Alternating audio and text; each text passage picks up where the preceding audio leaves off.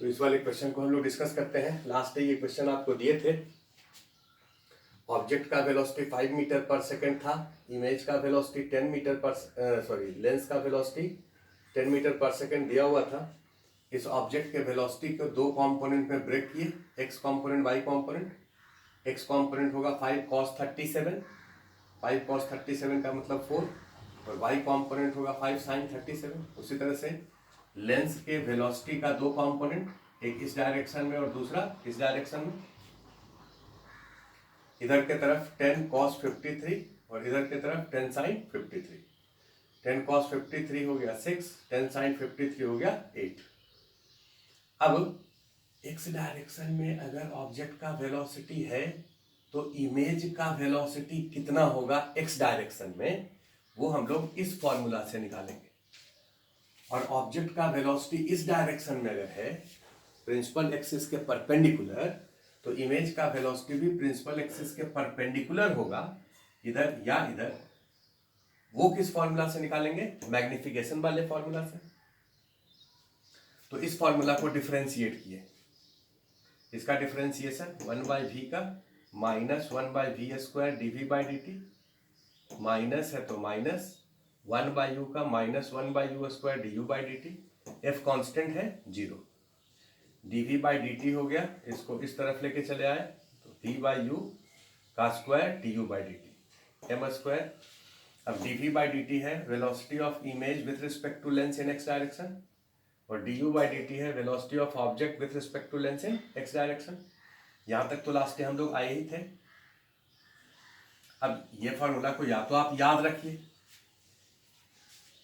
यहां से इस फॉर्मूला से बिल्कुल क्लियर है कि इमेज का वेलोसिटी लेंस के रिस्पेक्ट में वही डायरेक्शन होगा जो ऑब्जेक्ट का वेलोसिटी लेंस के डायरेक्शन में होगा, क्योंकि m का वैल्यू पॉजिटिव हो या नेगेटिव हो, उसका स्क्वायर हमेशा पॉजिटिव होता है।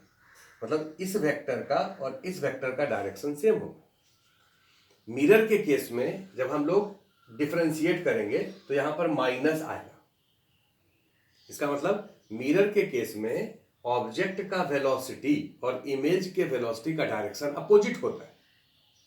तो ये बात आपको पहले हम याद रखने के लिए कहे थे जब रे डायग्राम ड्रॉ कर रहे थे, तब उसको मैथमेटिकली हम लोग यहाँ प्रूव करके देंगे।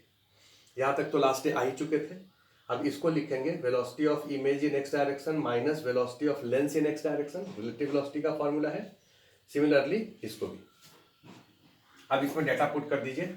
Velocity of image in x direction निकालना है तो छोड़ दीजिए, minus velocity of lens in x direction, ये तो इधर के तरफ है माइनस 6i। मैग्निफिकेशन है -12, तो -12 का square. Velocity of object in x direction ये दिया हुआ है 4, तो 4i लिखे, minus velocity of lens in x direction तो -6i। अब इसको कर दिए हम, ऐड कर दिए 10i, ये 1/4 हो गया, और ये माइनस माइनस प्लस 6i हो गया। इसको इस तरफ लेके चले आए तो 5/2 माइनस 6 क्या मतलब -7/2 है। अब उसके बाद आ जाइए कि इस डायरेक्शन में ऑब्जेक्ट का वेलोसिटी है तो इमेज का वेलोसिटी प्रिंसिपल एक्सिस के परपेंडिकुलर कितना होगा, इस वाले फॉर्मूले से। मैग्निफिकेशन होता है height of image by height of object. Height of image हो जाएगा magnification height of object, differentiate करिए, d height of image by dt। m बाहर हो जाएगा क्योंकि ये बात लास्ट समझाए थे, d height of object by dt। ये है velocity of image with respect to lens in y direction. Magnification velocity of object with respect to lens in y direction. अब देखिए ये वेक्टर और ये वेक्टर दोनों सेम डायरेक्शन में हो, आप ऐसा नहीं कर सकते, क्योंकि मैग्निफिकेशन का वैल्यू पॉजिटिव भी हो सकता है और नेगेटिव भी हो सकता है। यहाँ पर m का स्क्वायर था, ये हमेशा पॉजिटिव होगा, लेकिन ये m है तो ये प्लस भी हो सकता है माइनस भी हो सकता है। मतलब अगर प्लस होगा मतलब ये दोनों सेम डायरेक्शन में होगा, माइनस होगा तो ये और ये अपोजिट डायरेक्शन में होगा। अब इसमें डेटा पुट कर दीजिए, ये होगा velocity of image in y direction, velocity of lens in y direction, magnification velocity of object in y direction minus velocity of lens in y direction. इसमें डेटा पुट कर रहे हैं, तो velocity of image in y direction minus velocity of lens in y direction, ऊपर की तरफ कितना है 8j equal to magnification minus half velocity of object in y direction 5j minus velocity of lens in y direction 8j। इसको solve कर देते हैं, तो ये हो गया माइनस हाफ, ये 8 और ये 5, तो -3 माइनस माइनस प्लस 3/2j, और इधर चला आएगा तो प्लस 8j। 8 दूना 16, 17, 18, 19, 19/2j। इसका मतलब ये जो इमेज है उसका वेलोसिटी इधर के तरफ होगा 7/2 और इधर के तरफ होगा 19/2। अगर वेलोसिटी ऑफ इमेज वेक्टर लिखें तो -7/2i प्लस 19/2j, ये आंसर होगा। अब इस क्वेश्चन में एक पॉइंट जो कि हो सकता है आपको कंफ्यूज करे कि सर आप तो कहे थे कि ऑब्जेक्ट अगर इस डायरेक्शन में जा रहा है तो इमेज इसी डायरेक्शन में जाएगा, लेकिन अभी ऑब्जेक्ट इधर जा रहा है और इमेज इधर जा रहा है, ऐसा क्यों? अगर ये आपके दिमाग में आ रहा है सवाल तो पॉज करिए वीडियो को और सोचिए ऐसा क्यों। हम आपको ये कहे हैं कि velocity of image with respect to lens in x direction, ये तो इमेज का एक्चुअल वेलोसिटी है।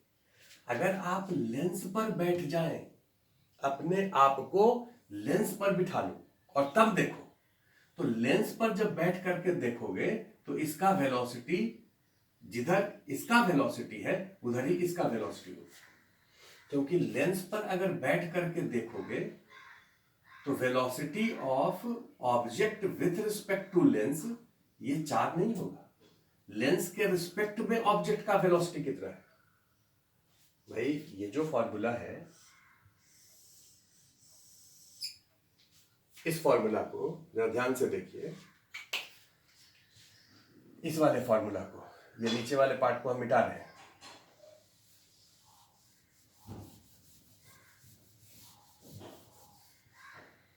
रिलेटिव वेलोसिटी आपको पढ़ाए हैं, अगर इस लेंस पर बैठ जाए, लेट करो कि इस पर बैठे हैं, तो इस पर जब हम ऐसे बैठ जाएंगे तो हमारा वेलोसिटी एक्चुअल वेलोसिटी इधर की तरफ 6 है और एक ऑब्जेक्ट इधर की तरफ आ रहा है 4 से, तो लेंस के रिस्पेक्ट में इस ऑब्जेक्ट का वेलोसिटी कितना हो जाएगा? भाई एक गाड़ी पर आप ऐसे खड़े हैं या बैठे हैं और एक ऑब्जेक्ट उधर से आ रहा है, तो हमारे रिस्पेक्ट में उसका वेलोसिटी 10 हो जाएगा। तो velocity of image with respect to lens in x direction is equal to magnification का स्क्वायर, तो मैग्निफिकेशन का स्क्वायर 1/4 हो गया। Velocity of object with respect to lens, तो लेंस के रिस्पेक्ट में ऑब्जेक्ट इधर के तरफ आ रहा है 10 से इधर के तरफ, मतलब 10i होगा। तो velocity of image with respect to lens in x direction तो इधर के तरफ ही होगा, क्योंकि ये एक्स डायरेक्शन है। अब इसको फिर आप ब्रेक करके और कैलकुलेशन कर सकते हैं, आप ऐसे भी सोच सकते हैं। तो हमारी समझ से ये डाउट क्लियर हो गया होगा, इस क्वेश्चन का आंसर ये। अब इसके बाद हम लोग अगले टॉपिक पर, अगले क्वेश्चंस पर ही आएंगे। इसमें और भी क्वेश्चन हम लोग करेंगे। लेंस को अगर कट कर देते हैं तब उसका फोकल लेंथ में क्या चेंज होता है, ये सारा चीज डिस्कस करेंगे।